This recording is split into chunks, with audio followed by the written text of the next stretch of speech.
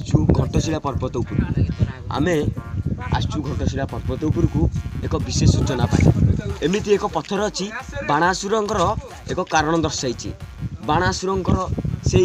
मूल्यवान जिनस एठी छाड़ी देइछन्ति किंतु आमे अन्यान्य पत्थर उपरे निर्देशन करूनु किंतु किछि तार कारण पाई ना किंतु साइंटिस्ट माने भी आसी कारण पाई ना आमे आसचु यार कारण पाइबा पाई देखंतु आमे अन्यान्य पत्थर को बाड़ेबू साउंड आसीबनी कि किछि हबनी किंतु आउ पत्थर साउंड सुगा जिवो किंतु आमे एक आउ गोटे पत्थर को बाड़ेबू घंटी साउंड किंबा घंटर प्रहार साउंड आसीबो देखंतु मो बे पत्थरटा को बाड़ौची घंटी ना घंट आमा आपण बुझी पारिबे देखंतु एटा घंटीर प्रहार नै मु आसु अछि देखंतु देखंतु आउ एक पत्थर को बाड़े को आसु देखंतु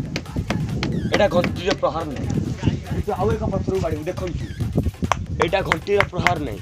देखंतु एटा घंटीर प्रहार नै ए सब पत्थरर कारुकार्यर माड़ किंतु एही एक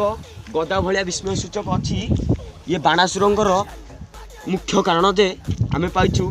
एठाऊ देखंतु मु गोटे थर बाड़ेबी आपण देखंतु घंटी किंबा घंटीर आवाज आसीबो आपण या देखि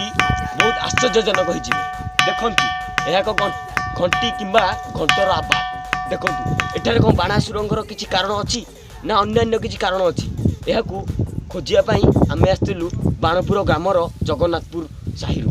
देखंतु आमर एही टेलीविजन को आपण निश्चय देखिबे सब्सक्राइब लाइक